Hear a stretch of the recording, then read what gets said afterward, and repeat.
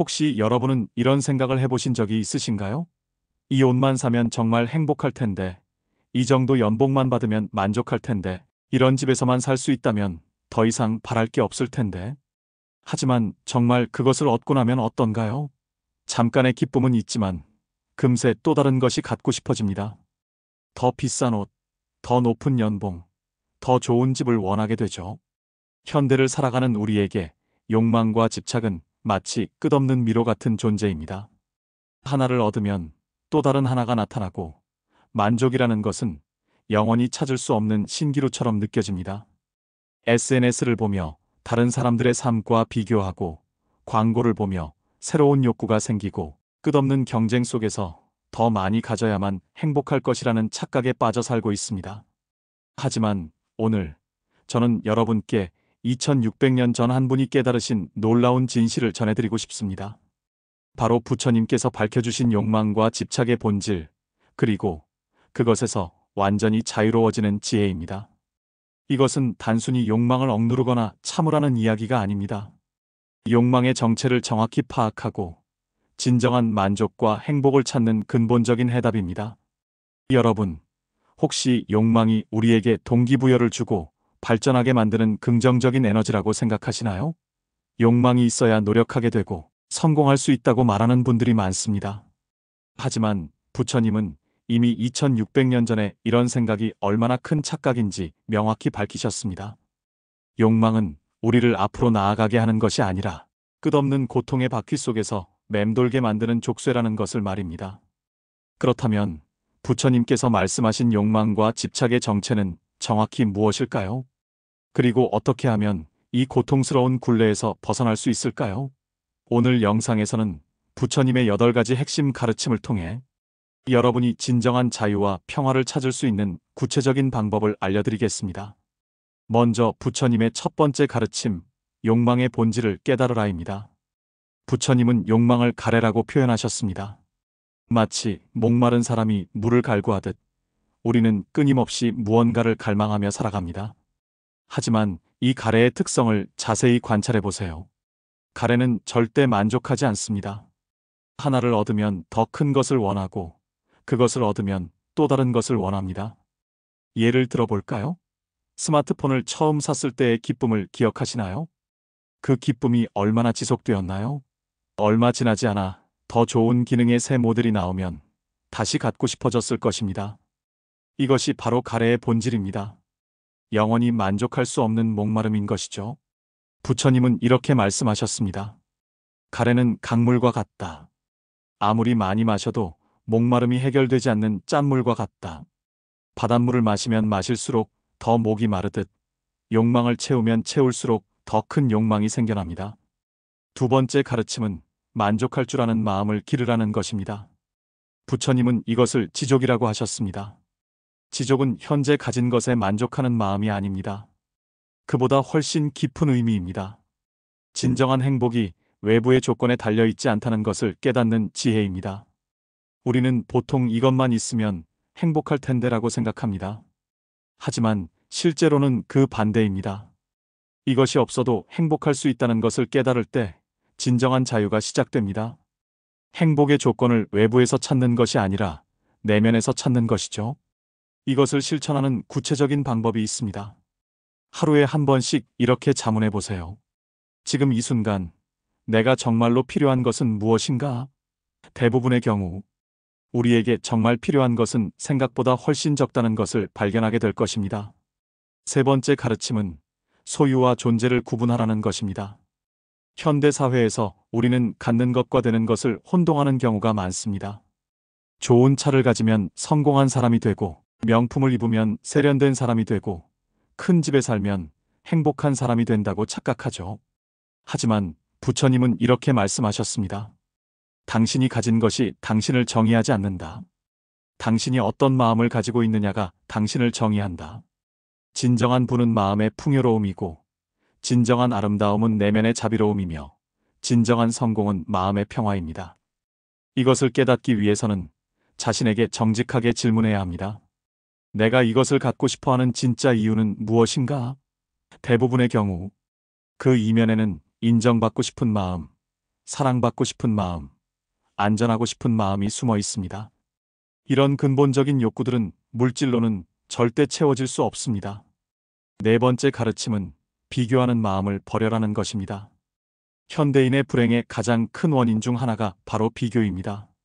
SNS를 통해 다른 사람들의 겉보기 행복한 모습을 보며 자신의 삶과 비교하고 더 많이 가진 사람들을 보며 상대적 박탈감을 느끼죠. 부처님은 이렇게 말씀하셨습니다. 각자의 씨앗은 다르고 각자의 꽃도 다르다. 장미와 연꽃을 비교할 수 있겠는가? 모든 존재는 고유한 아름다움과 가치를 가지고 있습니다. 다른 사람과 비교하는 순간 우리는 자신의 고유한 가치를 놓치게 됩니다. 비교하는 마음이 일어날 때마다 이렇게 연습해 보세요. 저 사람은 저 사람의 길을 가고 있고 나는 나의 길을 가고 있다. 각자의 길은 모두 소중하다라고 마음속으로 말하는 것입니다. 이런 연습을 통해 점차 비교하는 습관에서 벗어날 수 있습니다. 다섯 번째 가르침은 감사하는 마음을 기르라는 것입니다. 욕망과 집착에 사로잡힌 마음은 항상 없는 것에 집중합니다. 하지만 감사하는 마음은 이미 가진 것의 소중함을 깨닫게 해줍니다. 부처님께서 말씀하신 감사는 단순히 고맙다는 인사가 아닙니다. 존재 자체에 대한 깊은 경외감입니다. 숨을 쉴 수 있음에 감사하고, 볼 수 있음에 감사하고, 들을 수 있음에 감사하는 것입니다. 이런 기본적인 것들이 얼마나 놀라운 선물인지 깨달을 때 우리는 이미 충분히 풍요롭다는 것을 알게 됩니다. 매일 밤 잠들기 전에 하루 동안 감사했던 일 3가지를 떠올려 보세요.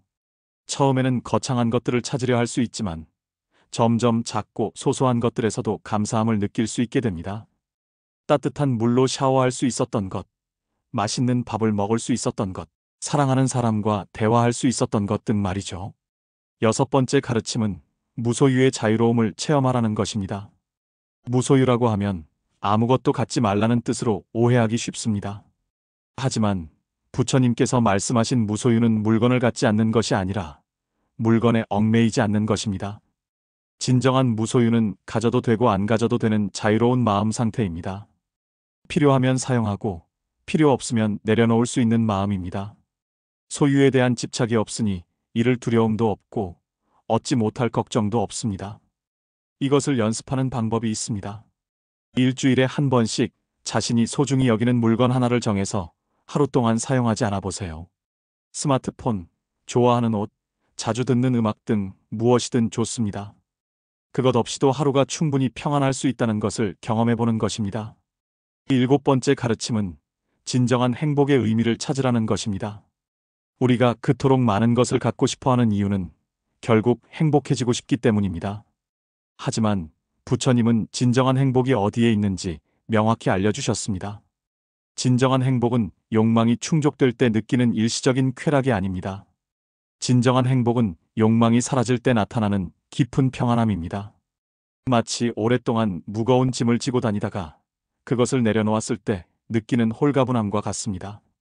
이런 행복은 외부 조건과 상관없이 언제든지 경험할 수 있습니다. 잠깐 모든 욕망을 내려놓고 현재 이 순간에 완전히 머물러 보세요. 아무것도 원하지 않고 아무것도 거부하지 않는 상태에서 느껴지는 고요함이 바로 진정한 행복의 맛입니다. 여덟 번째이자 마지막 가르침은 나눔과 베풀매 기쁨을 알라는 것입니다. 욕망과 집착은 본질적으로 가져오려는 에너지입니다. 하지만 나눔과 베풀문 내보내는 에너지입니다. 이 두 에너지는 정반대의 성격을 가지고 있습니다. 부처님은 이렇게 말씀하셨습니다. 쥔 주먹은 아무것도 받을 수 없다. 펼친 손은 무한히 받을 수 있다. 우리가 더 많이 갖기 위해 움켜쥐고 있을 때는 정작 중요한 것들을 놓치게 됩니다. 하지만 기꺼이 나누고 베풀 때는 예상치 못한 풍요로움이 찾아옵니다. 나눔이라고 해서 반드시 물질적인 것일 필요는 없습니다. 따뜻한 미소, 진심 어린 경청, 격려의 말 한마디도 소중한 나눔입니다. 이런 나눔을 실천할 때 우리는 욕망의 굴레에서 자연스럽게 벗어나게 됩니다. 받으려 하지 않고 주려 하는 마음에서는 집착이 생길 수 없기 때문입니다. 지금까지 부처님께서 알려주신 욕망과 집착에서 자유로워지는 8가지 지혜를 함께 살펴보았습니다. 이 가르침들은 단순히 이론적인 지식이 아닙니다. 실제로 우리 삶에 적용했을 때 놀라운 변화를 가져다주는 실용적인 지혜입니다. 혹시 이런 가르침을 따르면 발전이나 성취에 대한 의욕을 잃게 되는 것 아닐까? 라고 걱정하시는 분이 계실 수도 있습니다. 하지만 그 반대입니다. 욕망과 집착에서 자유로워질 때 우리는 더욱 명확한 판단력을 갖게 되고 더욱 효과적으로 행동할 수 있게 됩니다. 결과에 대한 집착이 없으니 실패에 대한 두려움도 없고 과정 자체를 즐길 수 있게 되기 때문입니다. 또한 이런 자유로운 마음 상태에서는 진정으로 의미 있는 목표들이 자연스럽게 떠오릅니다. 남들에게 보이기 위한 목표가 아니라 진심으로 가치 있다고 여겨지는 일들에 집중하게 됩니다. 그리고 그런 일들을 할 때는 억지로 노력하지 않아도 저절로 에너지가 솟아납니다.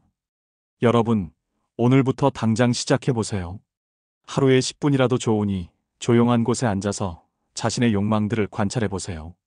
지금 내가 원하고 있는 것은 무엇인가? 이것을 얻으면 정말 행복해질까? 이것이 없어도 지금 이 순간은 충분히 평안한가? 라고 자문해보는 것입니다. 처음에는 욕망을 관찰하는 것조차 어려울 수 있습니다. 욕망에 휩싸여 있으면 욕망을 객관적으로 바라보기 어렵기 때문입니다. 하지만 꾸준히 연습하다 보면 점점 욕망과 자신을 분리해서 볼 수 있게 됩니다. 그리고 그 순간부터 진정한 자유가 시작됩니다. 부처님의 지혜는 2600년이 지난 지금도 여전히 유효합니다. 오히려 물질 문명이 극도로 발달한 현대에 더욱 절실히 필요한 가르침이라고 할 수 있습니다. 끝없는 소비와 경쟁의 사회에서 진정한 평화와 만족을 찾는 유일한 길이 바로 이 가르침 속에 있습니다. 마지막으로 당부드리고 싶은 말씀이 있습니다. 이 모든 가르침을 한 번에 완벽하게 실천하려고 무리하지 마세요. 욕망과 집착을 완전히 없애려고 조급해하는 것 자체도 또 다른 집착이 될 수 있습니다. 천천히 자비로운 마음으로 자신을 포용하면서 조금씩 변화해 나가시기 바랍니다. 여러분이 욕망과 집착의 굴레에서 벗어나 진정한 자유와 평화를 찾으시기를 진심으로 기원합니다. 그 자유로운 마음으로 자신도 행복하고 주변 사람들에게도 기쁨을 나누어주는 아름다운 삶을 살아가시길 바랍니다. 오늘 영상이 도움이 되셨다면 구독과 좋아요 버튼을 눌러주세요. 더 많은 분들이 부처님의 지혜를 접할 수 있도록 공유도 부탁드립니다.